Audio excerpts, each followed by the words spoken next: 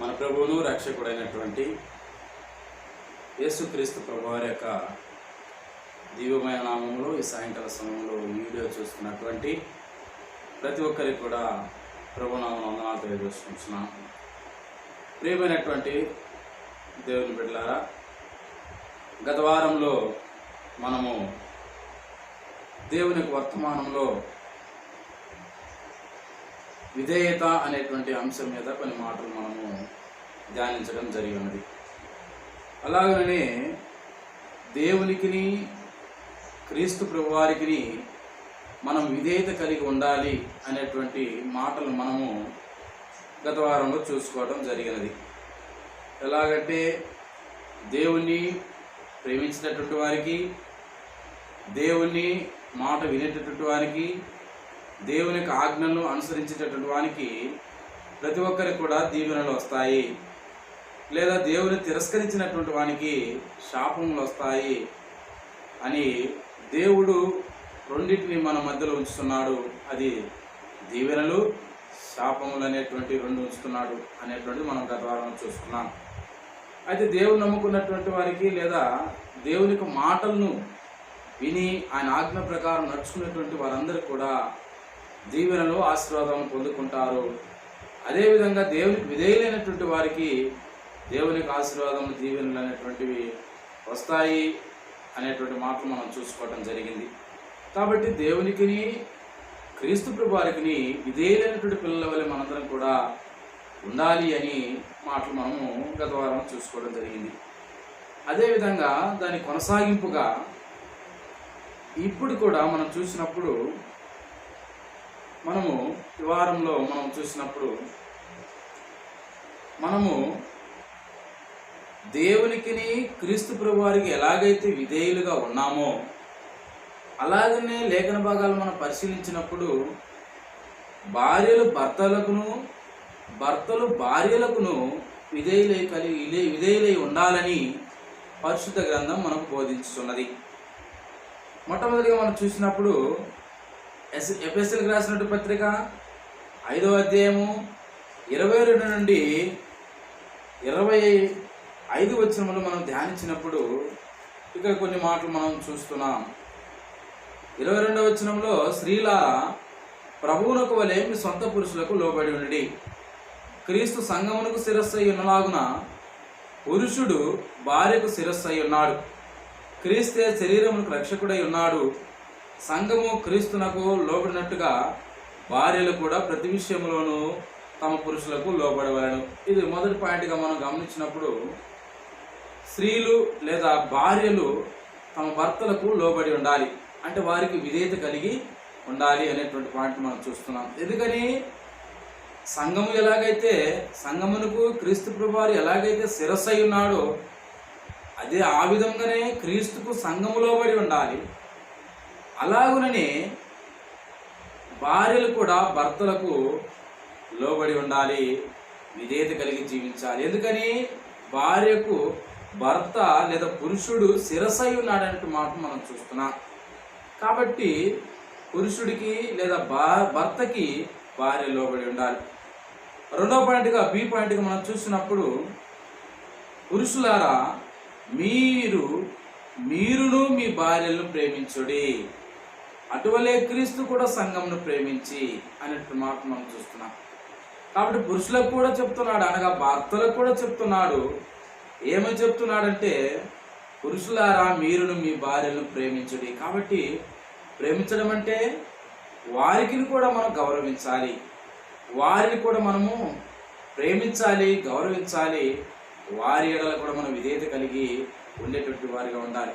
కాబట్టి మనం గమనించినప్పుడు భార్యలు భర్తలకును, భర్తలు భార్యలకును విధేయత కలిగి ఉండమని పరిశుద్ధ గ్రంథంలో మనం కొన్ని మాటలు చూస్తున్నాం. అలాగే మనం చూసినప్పుడు పేతురు రాసినటువంటి మొదటి పత్రికలో 3వ అధ్యాయము 5 నుంచి 6 వచనం మనం ధ్యానించినప్పుడు, పేతురు రాసినటువంటి మొదటి పత్రిక 3వ అధ్యాయము 5 నుంచి 6 వరకు వచ్చిన మనం చూసినప్పుడు, అటువలే పూర్వము దేవుని ఆశ్రయించిన పరిశుద్ధ స్త్రీలను తమ స్వపురుషులకు లోబడి ఉండుట చేత తమ్మును తామును అలంకరించుకోండి అనేటువంటి మాటను చూస్తున్నాం. పూర్వము అనగా పాత నిబంధన గ్రంథములో లేదా ఆదిమ కాలంలో ఉన్నటువంటి ఆనాటి పితరుల కాలంలో ఉన్నటువంటి స్త్రీలను మనం గమనించినప్పుడు వారందరూ కూడా పరిశుద్ధ స్త్రీలుగా వారందరూ కూడా ఈనాడు పిలువబడుచున్నారు. పరిశుద్ధ స్త్రీలుగా పిలువబడ్డారు. ఎందుకనంట వారందరూ కూడా తమ స్వపురుషులకు లోబడి ఉండట చేత తమ్మును తాము అలంకరించుకున్నారని మాట మనం చూస్తున్నాం. కనుక ఎవరైనా సరే స్త్రీలు అనబడినటువంటి వారు లేదా భార్యలు అయినటువంటి వారందరూ కూడా తమ సొంత భర్తలకు లోబడి ఉండాలి.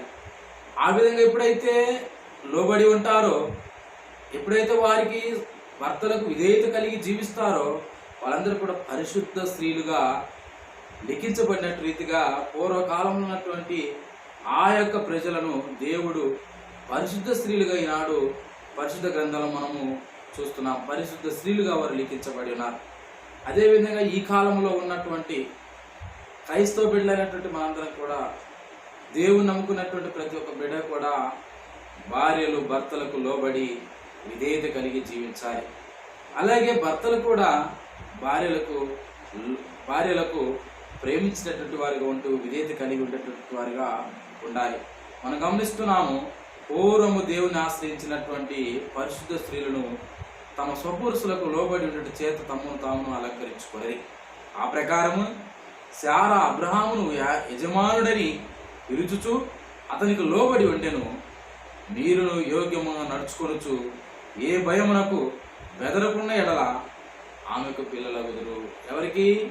ఇక్కడ స్త్రీలకు ప్రత్యేకించి తెలియజేస్తున్నాడు.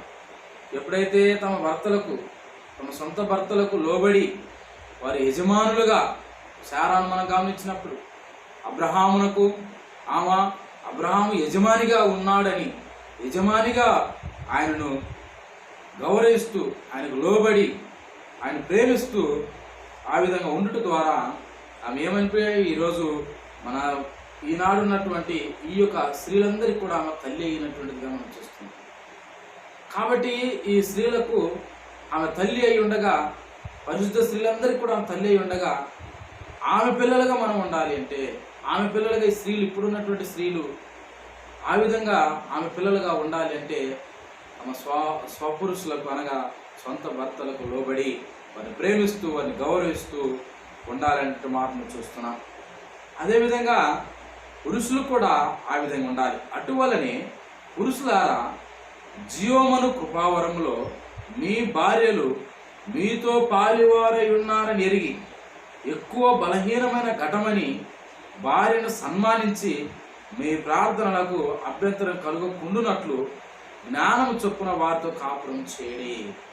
కాబట్టి జ్ఞానము కలిగినటువంటి వారిగా, జ్ఞానము కలిగి భార్యలు బలహీనమైనటువంటి ఘటములు కాబట్టి వారి ఎడల మీ ప్రార్థనలకు అభ్యంతరం కలగకుండానట్లు వారి ఎడల మీరు జాగ్రత్త కలిగి జ్ఞానం చొప్పున కాపురం చేయవాలనేటువంటి మాట మనం పరిశుద్ధ గ్రంథంలో చూస్తున్నాం. కాబట్టి భార్యలు భర్తలు భార్యలకును విధేయత కలిగి ఒకరినొకరు ప్రేమించుకుంటూ, ఒకరినొకరు గౌరవించుకుంటూ, ఒకరినొకరు విధేయత కలిగి ఉండాలని పరిశుద్ధ గ్రంథంలో ఈ మాటలు మనం చూస్తున్నాం. ఆనాడు పూర్వకాలం ఉన్నటువంటి ఆ స్త్రీలు, దేవుణ్ణి వెంబడించినటువంటి ఆ స్త్రీలు, దేవుణ్ణి ఆశ్రయించినటువంటి ఆ స్త్రీలు పరిశుద్ధ స్త్రీలుగా లిఖించబడ్డారు అనేటువంటి మాట మనం గుర్తుంచుకోవాలి. కాబట్టి ఈ విధముగా భర్తలు భార్యలకును విధేయత కలిగి ఉండాలని తెలియజేస్తున్నాడు. అలాగే మనం గమనించినప్పుడు తీతుకు రాసినటువంటి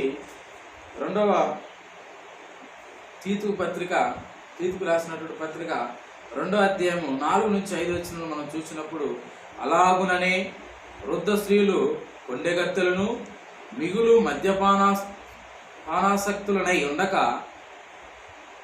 ప్రవర్తన యందు భయభక్తి గలవారై ఉండవలెననియు దేవుని వాక్యము దూషింపకుండునట్లు యవన స్త్రీలు తమ భర్తలకు లోబడి ఉండి తమ భర్తలను శిశువులను ప్రేమించు వారును స్వస్థబుద్ధి గలవారును పవిత్రులను ఇంట ఉండి పని చేసుకొని వారును మంచివారనై ఉండవలని బుద్ధి చెప్పుచు మంచి ఉపదేశం చేయవారనై ఉండవాలని బోధించుము.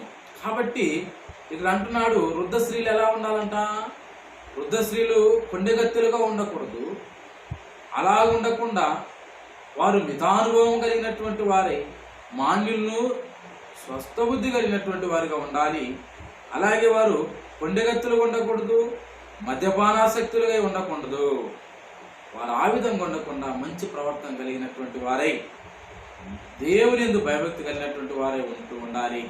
అలాగే ఎవరి స్త్రీలు ప్రతి ఒక్కరు కూడా తమ భర్తలకు లోబడి ఉండి తమ భర్తలను, శిశువులను దేవుని యొక్క వాక్యములను అలాగే ప్రేమించు వారును, స్వస్థ బుద్ధి గల వారును పవిత్రులై ఉండాలి. అలాగే ఇంకో మాట అంటున్నాడు, ఇంట ఉండి పని చేసుకునేటువంటి వారుగా ఉండాలి, పవిత్రులుగా ఉండాలి అనేటువంటి మాటలు చూసుకున్నాం.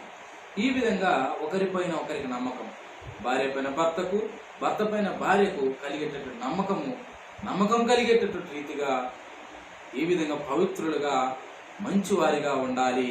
కొండగత్తులుగా ఉండకూడదు, మద్యపానాసక్తులుగా ఉండకూడదు. అలాగే దేవుని వాక్యం దూషింపబడుకున్నట్లు ఆ విధంగా ఉండి జాగ్రత్త కలిగి ఈ లోకంలో జీవించాలని తెలియజేస్తున్నాడు.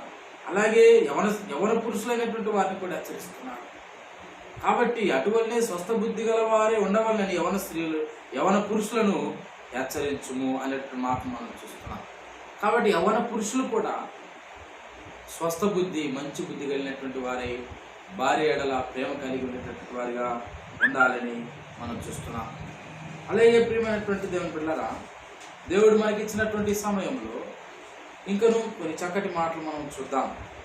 ఇంకొక పాయింట్లో మనం చూసినప్పుడు విధేయత కలిగి జీవించుటలో మొట్టమొదటిగా ప్రతి ఒక్కరూ కూడా, స్త్రీలేమి, పురుషులేమి, పిల్లలేమి, ప్రతి ఒక్కరూ కూడా దేవునికి, క్రీస్తు ప్రభువారికి విధేయత కలిగి జీవించాలి. అలా జీవించడం వలన ఆశీర్వదింపబడతారు, దీవించబడతారు, శ్రమల నుండి తప్పించబడతారు అన్నట్టు మాట మనం చూసుకుంటున్నాం. అలాగే రెండవదిగా మనం చూసినప్పుడు భార్యలు భర్తలకును, భర్తలు భార్యలకును విధేయత కలిగి ఒకరి ఎడల ఒకరు ప్రేమ కలిగి జీవిస్తూ, లోబడుచు, ఒకరినొకరు గౌరవించుకుంటూ, పరిశుద్ధులుగా, పవిత్రులుగా ఉంటూ దేవునికి విరోధమైనటువంటి కార్యక్రమాలు చేయకుండా దేవునికి ఇష్టమైనటువంటి కార్యక్రమాలు, దేవునికి మహిమకరంగా ఉండేటువంటి కార్యక్రమాలు చేసేటటువంటి వారిగా ఉండాలి. మూడవదిగా మనం చూసినప్పుడు పిల్లలు తమ తల్లిదండ్రుల ఎడల విధేయత కలిగి ఉండాలి. ఈనాడు మనం చూస్తున్నాం సమాజంలో తల్లిదండ్రుల మాట వినకుండా పిల్లలు వారి ఇష్టానుసారమైనటువంటి జీవితంలో జీవిస్తూ తల్లిదండ్రులకు విధేయులుగా ఉండకుండా అవిధేయులుగా ఈరోజు ఈ కాలంలో జీవిస్తున్నటువంటి విధానాన్ని మనం చూస్తున్నాం. దేవుడు నమ్మినటువంటి కుటుంబాలుగా ఉన్నటువంటి, దేవుడు నమ్మినటువంటి వారిగా ప్రతి ఒక్కరు కూడా విధేయత కలిగి, తల్లిదండ్రులకు విధేయత కలిగి జీవించాలని పరిశుద్ధ గ్రంథంలో మాటలు మనం చూస్తున్నాం. మొట్టమొదటిగా మనం చూసినప్పుడు ఎఫెసీయులకు రాసినటువంటి పత్రిక 6వ అధ్యాయంలో 1 నుంచి మనము 3 వచనాలు మనం ధ్యానించినప్పుడు, పిల్లలారా ప్రభువునందు మీ తల్లిదండ్రులకు విధేయులై ఉండుడి, ఇది ధర్మమే. పిల్లలకు తెలియజేస్తున్నాడు, ప్రభువునందు మీ తల్లిదండ్రులకు విధేయులై ఉండుడి. ప్రభువునందని ఎందుకు అంటున్నాడంటే ప్రభువును నమ్మి ప్రభువులోకి నువ్వు చేరి, ప్రభునందు, క్రీస్తునందు నువ్వు బాప్తిసం తీసుకొని, ప్రభువులో దేవుడు ఎలాగైతే లేదా క్రీస్తు ప్రభువారు ఎలాగైతే ఉన్నాడో అదే విధంగా తమ తల్లిదండ్రులకు ఎలాగైతే యేసుక్రీస్తు ప్రభువు విధేయుడిగా ఉన్నాడో అలాగే ఆ మాదిరిని ఎంచుకొని ఈ తల్లిదండ్రులకు విధేయులై ఉండాలన్నట్టు మాటలు చూస్తున్నాం. ఇది ధర్మమే అన్నట్టు మాటలు చూస్తున్నాం. ఎందుకు ధర్మము? ఎందుకయ్యా అంటే 2వ వచనం, నీకు మేలు కలుగునట్లు నీ తండ్రిని నీ తల్లిని సన్మానింపుము, అప్పుడు నీవు భూమి మీద దీర్ఘాయుష్మంతుడు. కాబట్టి ధర్మమైనటువంటి మాట ఏమిటంటే నువ్వు దీర్ఘాయుష్మంతుడు కావాలి, నీకు ఆయుస్సు పెరగాలి, నువ్వు మంచిగా ఉండాలి, నువ్వు ఆరోగ్యవంతుడిగా ఉండాలి, నువ్వు దీవించబడాలి అంటే నువ్వేం చేయాలంటే నీ తండ్రిని సన్మానించాలి. సన్మానించడం అంటే మనము వారిని గౌరవించడం, వారి విధేయులుగా జీవించడమే అనేటువంటి మాట మనం గుర్తుంచుకోవాలి. పిల్లలైనటువంటి వారు చాలా జాగ్రత్తగా తల్లిదండ్రులకు విధేయులై జీవించాలి. అది ఇక్కడ తల్లిదండ్రులు కూడా తెలియజేస్తున్నాడు. ఏం తెలియజేస్తున్నాడంటే ఇక్కడ మీ పిల్లలకు కోపం రేపక ప్రభు యొక్క శిక్షలోను ఆయన బోధలోను వారిని పెంచడి అనేటువంటి మాటలు చూస్తున్నాం. తల్లిదండ్రులు కూడా హెచ్చరికలు ఉన్నాయి. వారిని జాగ్రత్తగా ప్రభు శిక్షలోను వాక్యానుసారంగా వారిని పెంచేటటువంటి వారిగా ఉండాలని తెలియజేస్తున్నాడు.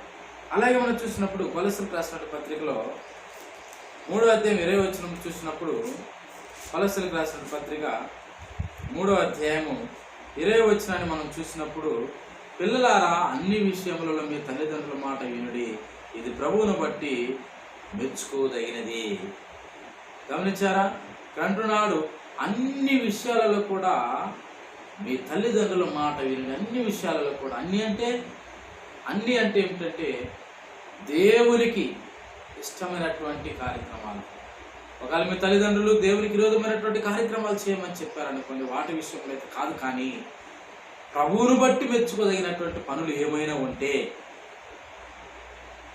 వాటికి అన్నిటి విషయంలో దేవునికి లేదా మీ తల్లిదండ్రులకు విధేయులుగా ఉండాలి. వారి మాట వినాలి. ప్రభువును బట్టి ఇక్కడ ప్రభువును బట్టి మెచ్చుకోదగినటువంటి ఆ కార్యక్రమాల విషయంలో మీరందరూ కూడా తల్లిదండ్రులకు విధేయులై ఉండాలని మాటను చూస్తున్నాం. అలాగే మనం చూసినప్పుడు సామెతల గ్రంథము 23వ అధ్యాయంలో 22వ వచనాన్ని మనం చూసినప్పుడు, సామెతల గ్రంథము 23వ అధ్యాయము 22వ వచనాన్ని మనం చూసినప్పుడు ఇక్కడ అంటున్నాడు చూడండి, నిన్ను కనిన నీ తండ్రి ఉపదేశం అంగీకరించుము, నీ తల్లి ముదిమయందు ఆమెను నిర్లక్ష్యము చేయకము అనే మాట మనం చూస్తున్నాం. నిన్ను కనినటువంటి నీ తండ్రి ఉపదేశమును అంగీకరించు. ఎందుకని? నీ తండ్రి నిన్ను ఎన్నో కష్టపడి ఎంతో శ్రమపడి నిన్ను పెంచాడు, పోషిస్తున్నాడు. కాబట్టి తండ్రి యొక్క ఉపదేశం అంటే ఆయన మాటలు వినడమే. అలాగే నీ యొక్క తల్లిని నిర్లక్ష్యం చేయొద్దు. కాబట్టి ఈ విధంగా నిర్లక్ష్యం చేయకుండా నీ తల్లిదండ్రులకు విధేయుడిగా ఉండేటువంటి రీతిగా ఉండాలని తెలియజేస్తున్నాడు. అలాగే మనం చూసినప్పుడు వారికి దుఃఖం రేపకుండా ఉండాలని మాట మనం చూస్తున్నాం. ఇదే సామెతల గ్రంథము 17వ అధ్యాయము 25వ వచనాన్ని మనం చూసినప్పుడు అంటున్న బుద్ధిహీనుడకు కుమారుడు తన తండ్రికి దుఃఖము తెచ్చును, తన్ను కనిన దానికి అట్టివాడు బాధ కలుగు చేయను అనేటువంటి బుద్ధిహీనుడు అయినటువంటి వాడు తండ్రిని ఇబ్బంది పెడతాడు, తండ్రిని దుఃఖం పాలు చేస్తాడు. అలాగే తల్లిని ఏం చేస్తాడంటే బాధ కలగ చేస్తాడు, తల్లికి బాధ కలగ చేస్తాడు మార్పు చూస్తున్నాం. అలాంటి బుద్ధిహీనుడుగా ఈనాడు సమాజంలో ఉన్నటువంటి పిల్లలైనటువంటి వారు ఉండకూడదు అనేటువంటి మార్పును చూస్తున్నాం. బుద్ధిహీనులుగా ఉండొద్దు, బుద్ధిమంతులుగా ఉండాలి.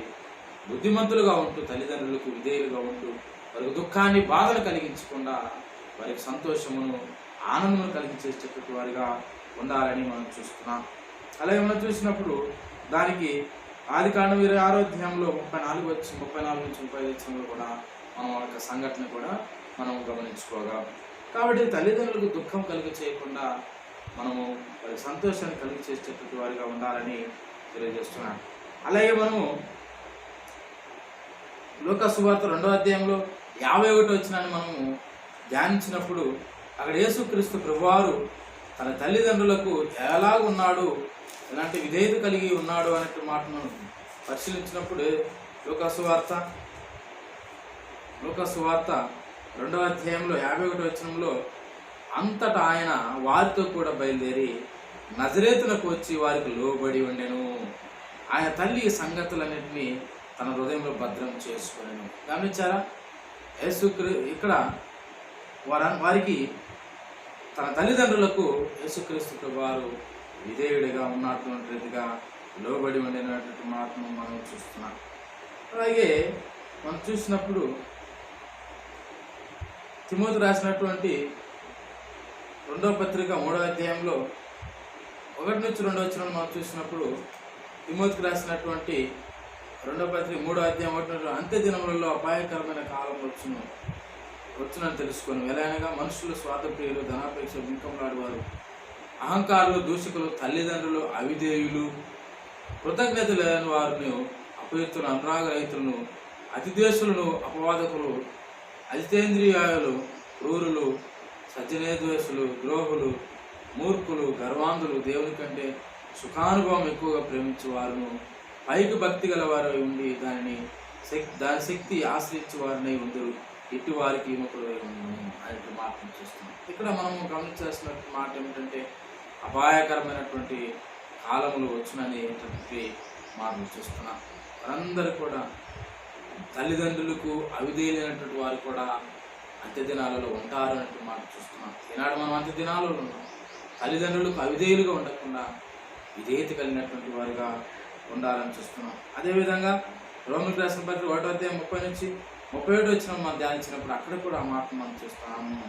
తల్లిదండ్రులకు అవిధేయులైనటువంటి వారు ఉంటారు అనేటువంటి మాట చూస్తున్నాం. వారు తల్లిదండ్రులకు అవిధేయులైనటువంటి వారు దేవునిలో ఉన్నటువంటి వారు కాదు, వాళ్ళు బుద్ధిహీనులుగా ఉన్నారు. కాబట్టి తల్లిదండ్రులకు విధేయత కలిగినటువంటి వారు ఉంటే దేవుని యందు ఉన్నటువంటి వారు అవుతారు. అలాగే తల్లిదండ్రుల మాట విన్నటువంటి వారు బుద్ధిమంతులుగా ఉంటారనేటువంటి మాట మనం గుర్తుంచుకోవాలి.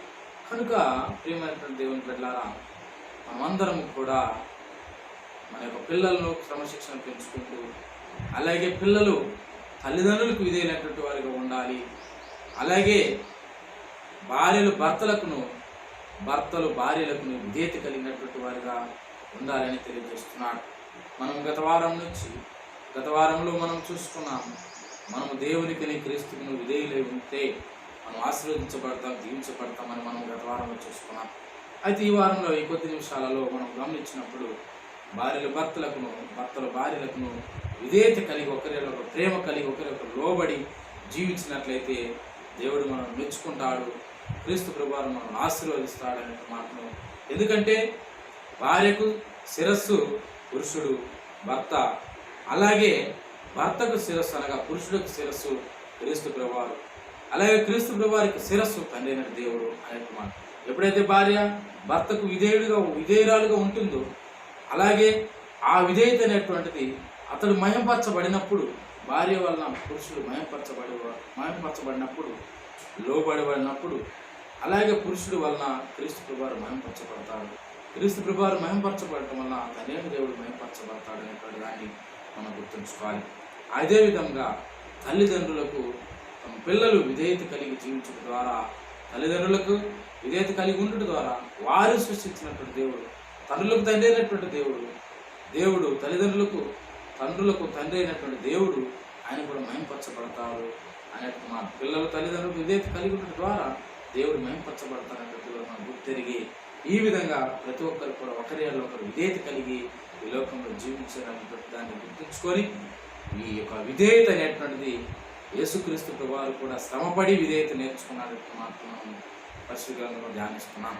కాబట్టి విధేయత నేర్చుకొని ఆ విధేయత కలిగి మనం జీవించడం ద్వారా మనమందరం కూడా ఆశీర్వదింపడతాం. మనము మన కుటుంబాలను, భార్యాభర్తలు అయితేనేమి, తల్లిదండ్రులు పిల్లలు అందరూ కూడా, అలాగే అందరూ కూడా విధేయత కలిగి జీవించడం ద్వారా దేవునికి క్రీస్తు వారికి మహిమకరంగా ఉంటున్నాం. కాబట్టి ఆ విధేయత వల్ల మనందరూ కూడా ఆశీర్వదింపడి మన కుటుంబాలు కూడా ఆశీర్వదింపడతాయని ఈ కొద్ది మాటల ద్వారా మనం హెచ్చరించుకుంటూ, పరిశుద్ధ గ్రంథం ద్వారా లేఖన భాగాల ద్వారా మనం హెచ్చరించుకుంటూ మనందరం కూడా జాగ్రత్త కలిగి లోకంలో విధేయత కలిగి మనందరూ కూడా జీవించాలని కొద్ది మాటలు నేను హెచ్చరించుకుంటూ మీ అందరికీ కూడా తెలియజేస్తూ, ఎంతవరకు మీ అందరికీ కూడా వందనాలు తెలియజేసుకుంటూ ముగిస్తున్నాను. Thank you.